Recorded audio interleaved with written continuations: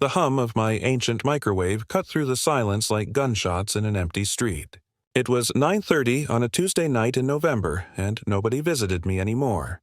Not since I'd moved into this apartment above Antelli's Deli 5 years ago, where the smell of pastrami seeped through the floorboards, mingling with the clanging radiator that sounded like it wanted to escape the wall.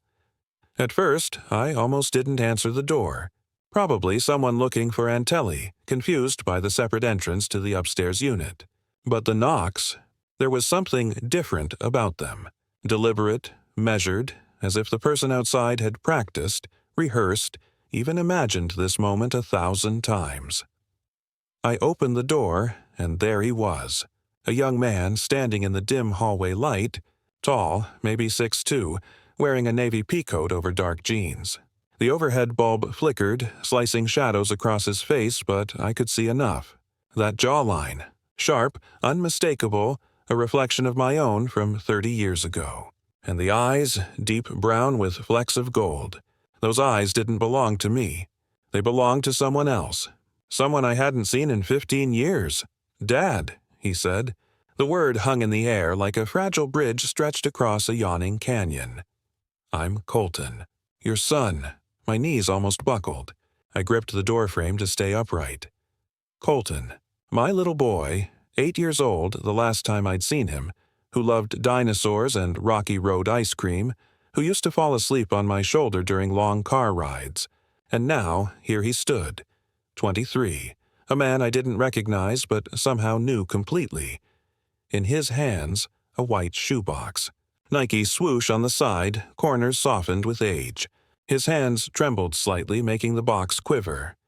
"Mom died last month," he said, voice carefully practiced, but now cracking, unraveling. "Pancreatic cancer. 4 months from diagnosis to the end. Francine, dead. The woman who'd orchestrated my destruction with precision. Taken my company, my home, my son, and disappeared into a new life as if I had never existed. I should have felt something. Sadness, relief, anger, but all I felt was numb. My emotional circuits had blown a fuse. They couldn't process this overload. Before I could react, Colton continued. He saw the hesitation in my face, the almost instinctive motion to slam the door. "You need to hear what's in this recording." He lifted the shoebox slightly, like evidence in a courtroom. "Mom made it 2 weeks before she died. Told me to give it to you. After the funeral, alone. Dad, the divorce, the $60 million she took, why she kept me from you for 15 years. None of it is what you think. $60 million.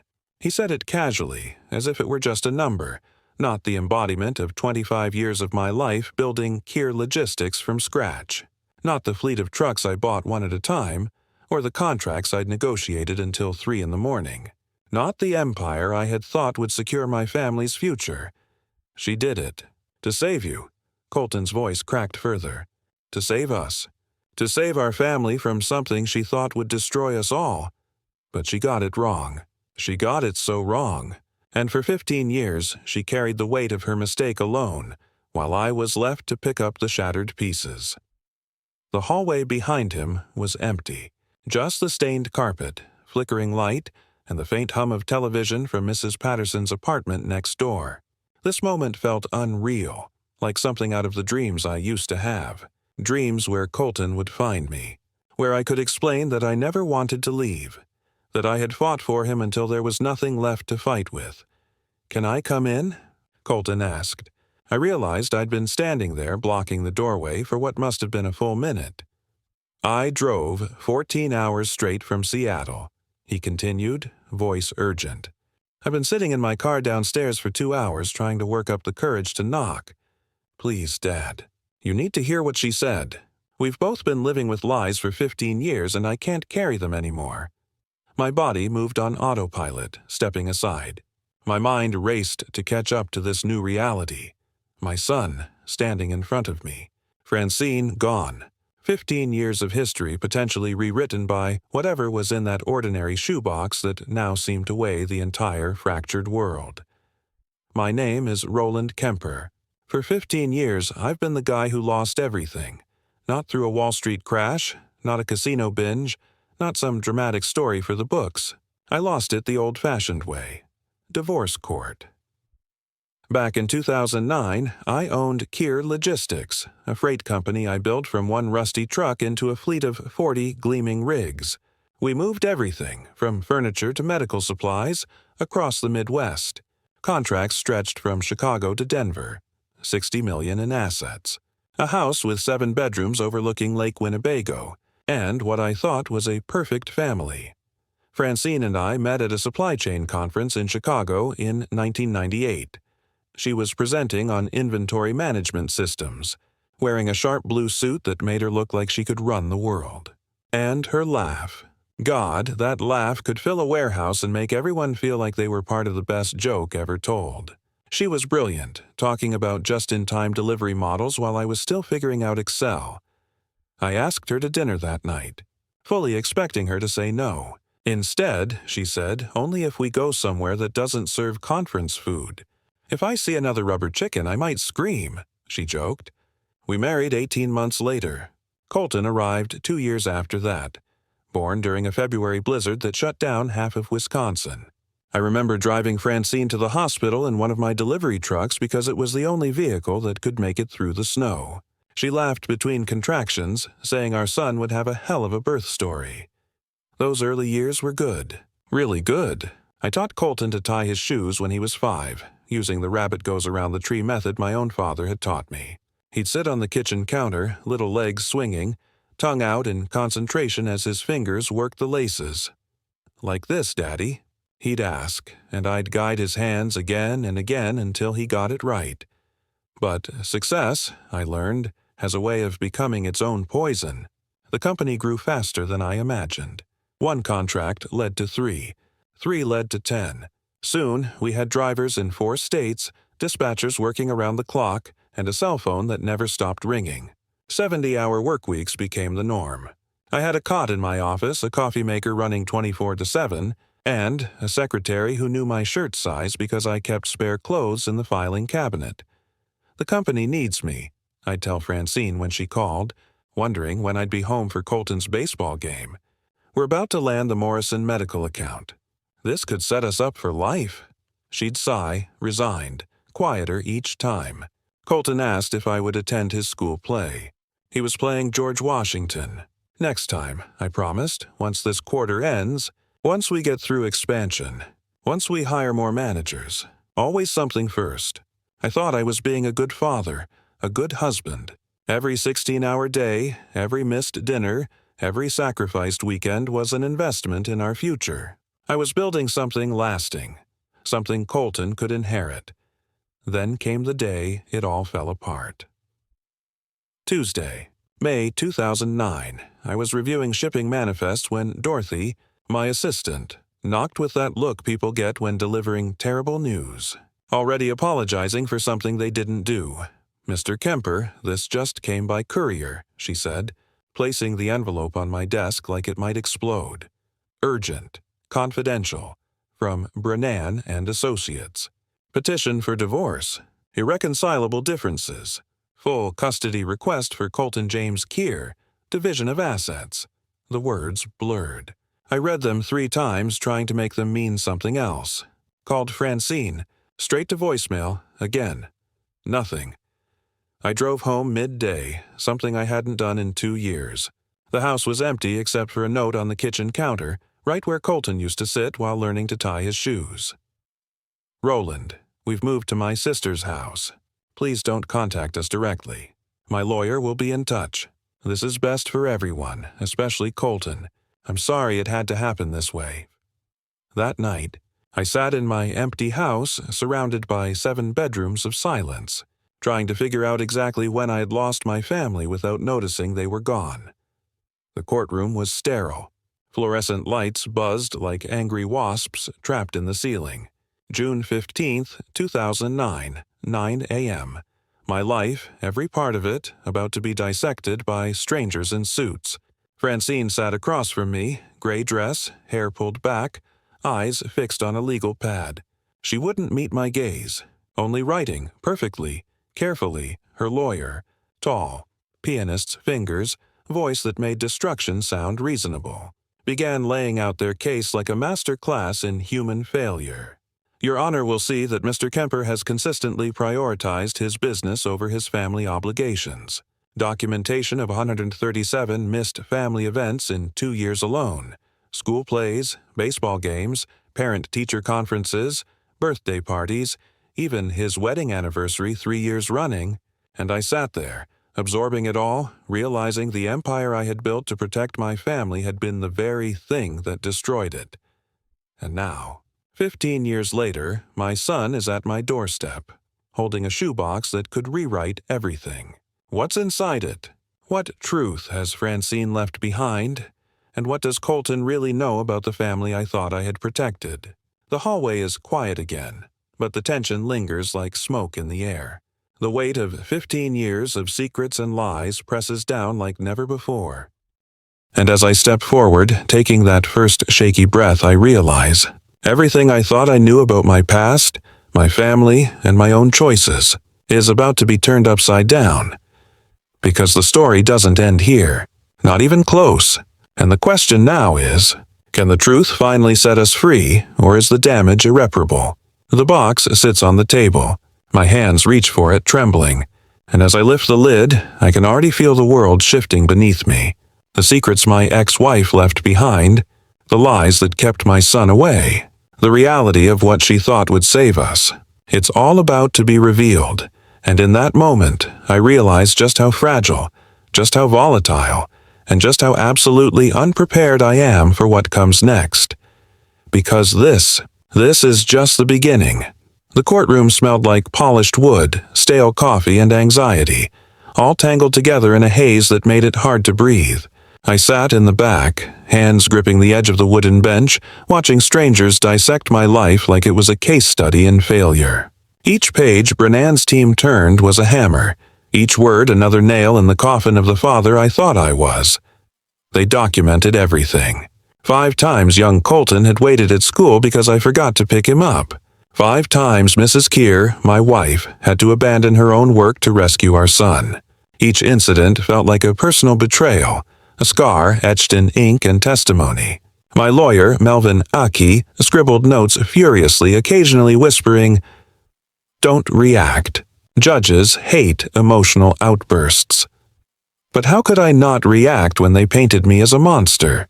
As a man who didn't love his son, who had allowed financial ambition to eclipse the most important relationship in his life. Brennan called Mrs. Hendris, Colton's teacher, to the stand. A middle-aged woman in a floral dress who looked at me with pity, the worst kind of gaze, worse than anger. "Could you tell the court about Colton's Father's Day project last year?" Brennan asked. Mrs. Hendris shifted uncomfortably.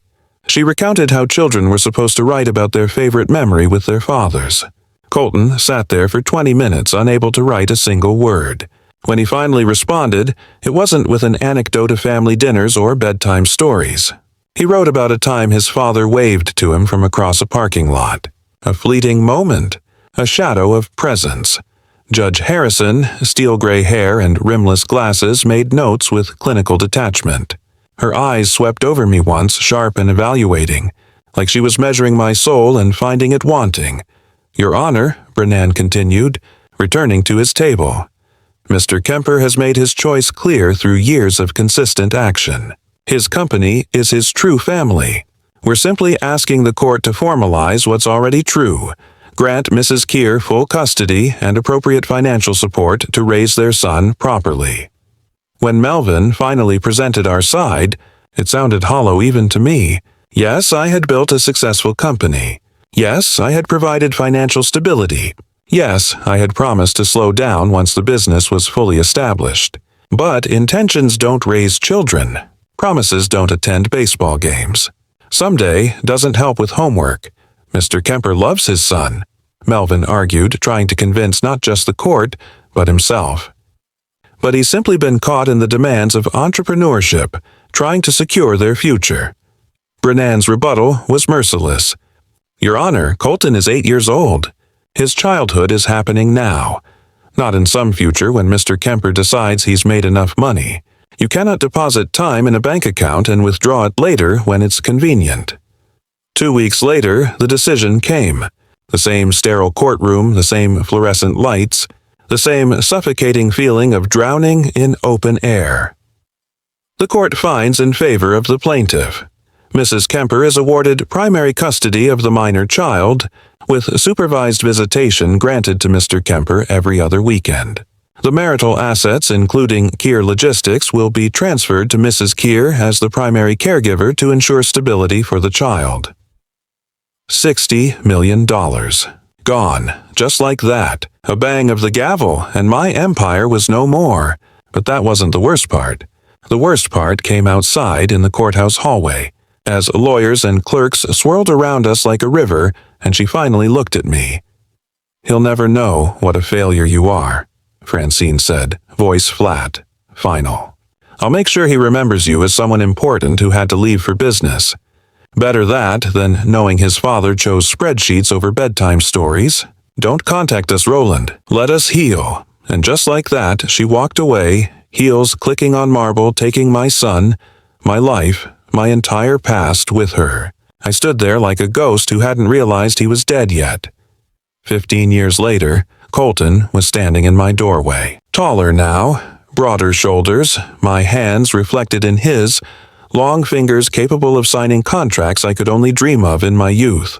Yet the way he shifted his weight to one foot, the slight tilt of his head, those were all Francine. Under his arm, a white shoebox with a faded Nike swoosh. Ordinary, yet he cradled it like it contained nuclear codes. "Can I come in?" he asked, voice heavy, rehearsed, practiced 100 times in his head, just as I had imagined our reunion 1,000 times in mine. I stepped aside. My apartment was small. 2 rooms above Antelli's Deli in downtown Omaha, 600 square feet soaked in the aroma of pastrami and garlic. A brown couch from Goodwill, coffee table ringed with years of coffee stains, and a bookshelf held together with cinder blocks and planks. Colton's eyes scanned the room, landing on the one photograph I had kept, him at 5 years old. Perched on my shoulders at the Nebraska State Fair, powdered sugar covering our faces from funnel cake, grinning as if happiness had just been discovered. "You kept that," he said, awe mingled with a hint of regret. "Sit down," I managed, motioning to the couch. He placed the shoebox on the coffee table between us, reverence in every careful movement. "Pancreatic cancer. 4 months from diagnosis to the end," he said quietly, rubbing his face in a gesture so familiar it twisted my chest. I had done the same, overwhelmed, powerless. Theodore, her husband, died 3 years ago. Heart attack. Perfect health, just gone, Colton nodded. Mom never remarried. Last 3 years it was just her and me. I swallowed hard. I didn't know. Why would I? The pipeline of information had been cut 15 years ago, sealed tight by legal documents and Francine's final courthouse words. "There's so much you don't know," Colton said, hand resting on the shoebox lid. "So much I don't know. So much Mom kept from both of us." He opened the box as if handling sacred artifacts. Bundled letters, 30, 40, tied with ordinary kitchen twine. Yellowed envelopes, my name scrawled across the top in Francine's handwriting.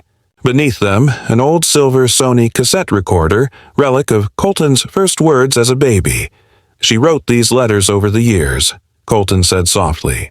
"One every few months at first, then a few times a year. Never sent them.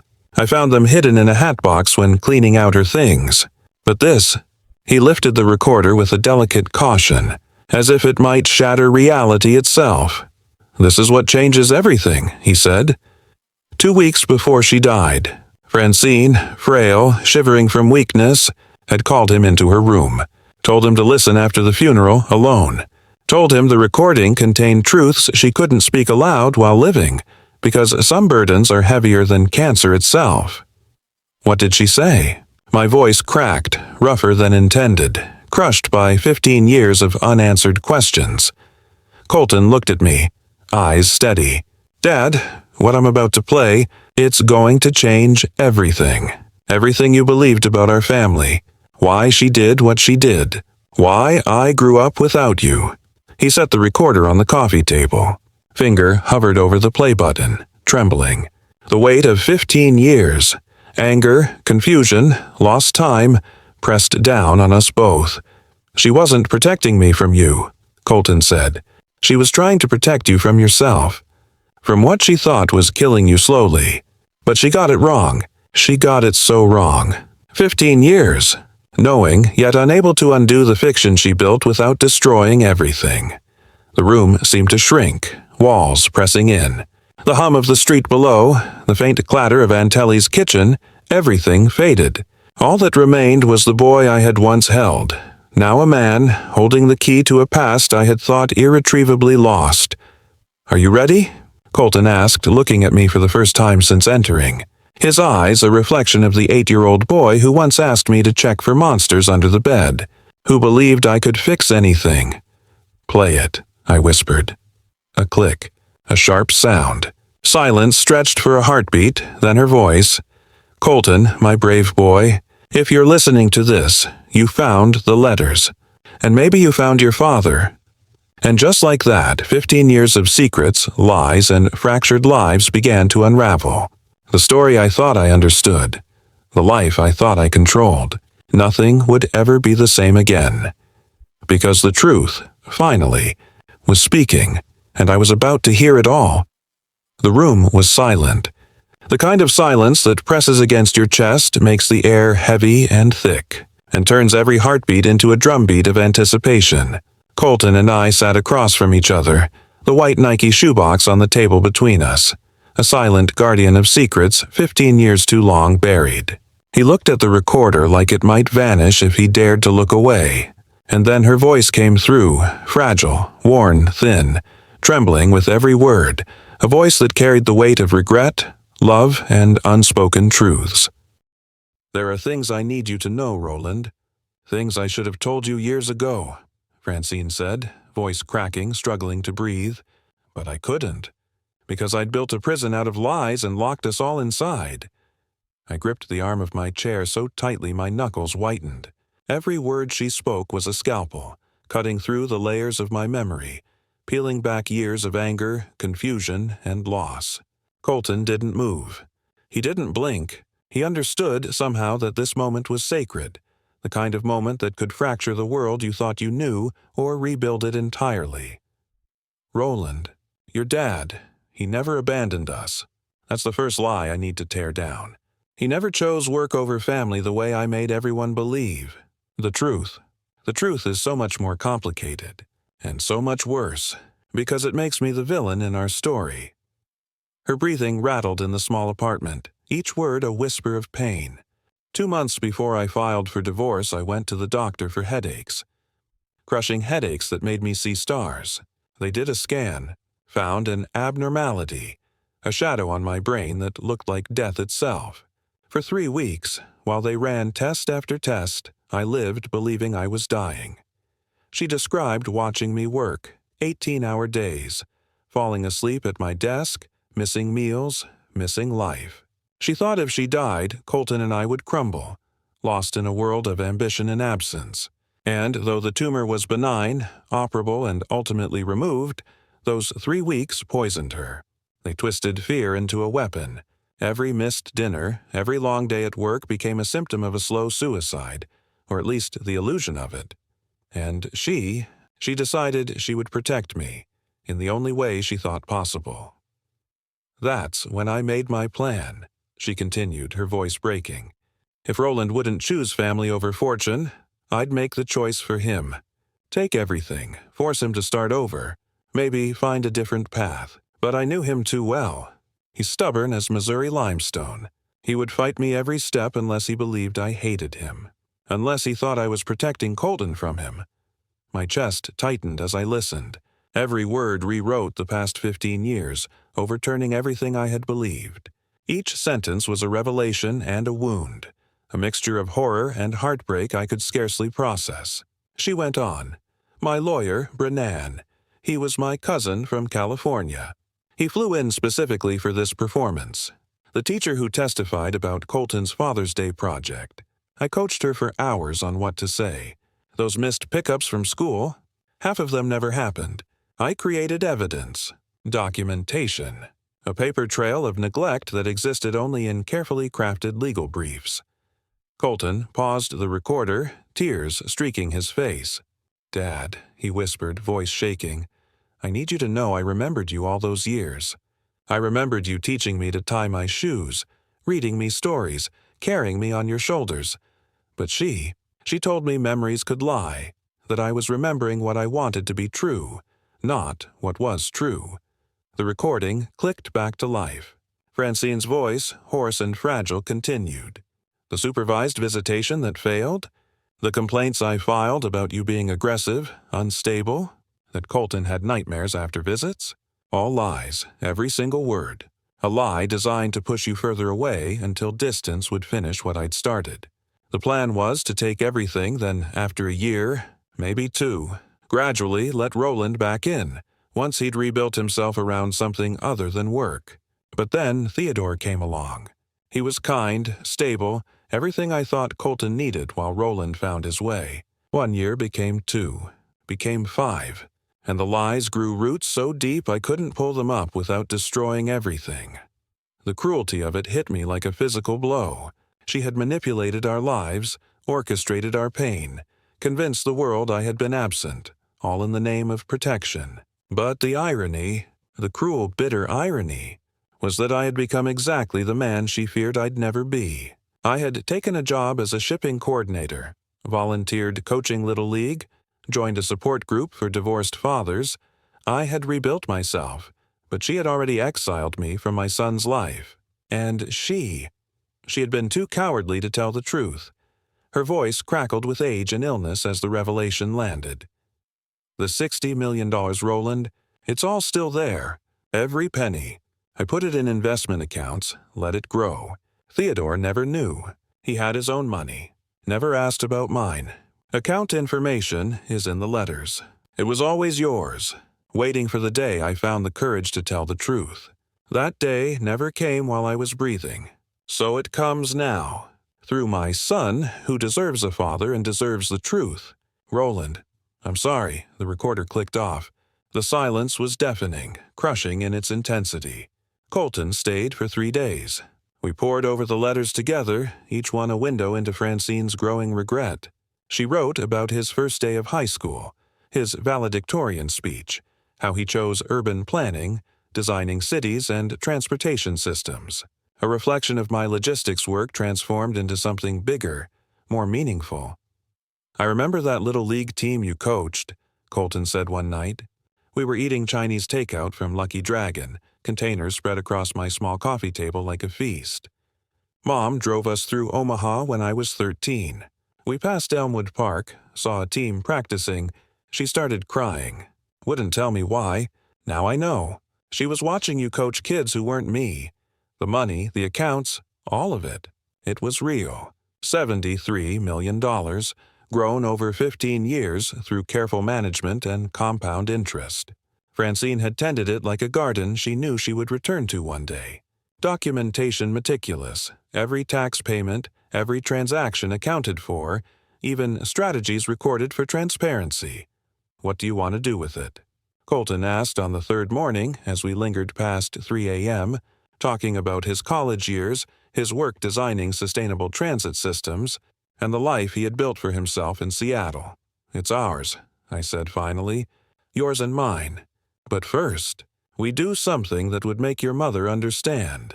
We heard her message, even if we can't forgive the method.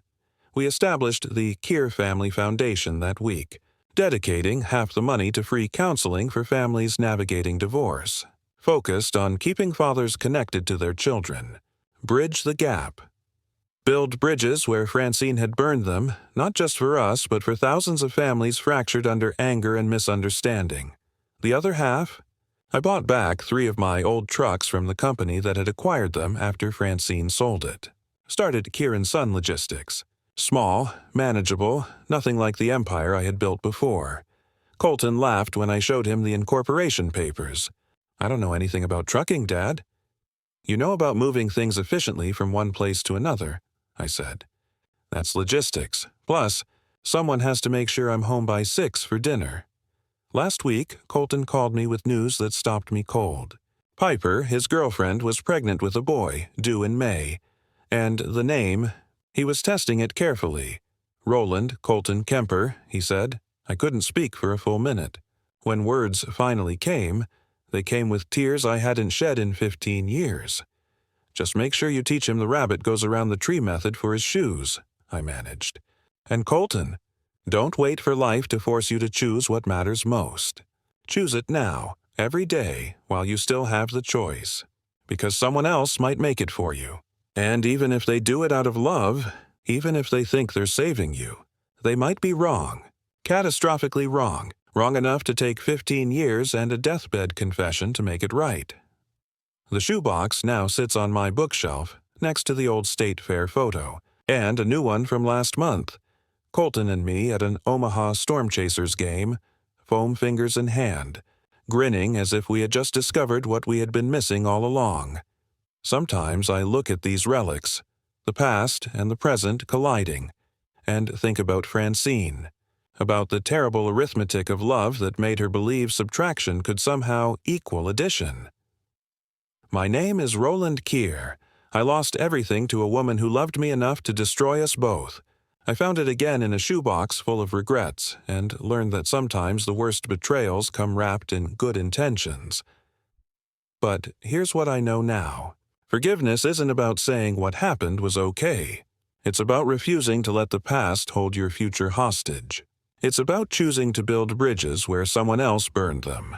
Even when your hands still remember the heat of the flames, the shoebox, the letters, the recorder, the memories. They are more than artifacts. They are proof that truth, even when delayed, has the power to heal. And sometimes, just sometimes, the family we thought was lost forever can return in the most unexpected ways, delivered not by strangers, but by the hands of the ones we've loved all along.